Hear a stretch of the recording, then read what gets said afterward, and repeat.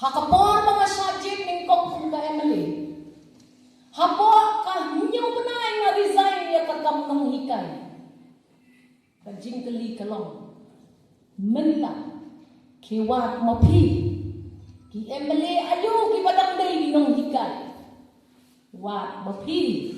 Ki candidate ayo ki bayat teli ki kam. Kiong katay kakwa palat ya kabaha. Kan mau mapi ng mau senram mo. Lada job ka amprin ya ka MP. Ka hak resign ya ka kam MLA. Kanuwat kibang ba kibang le kata.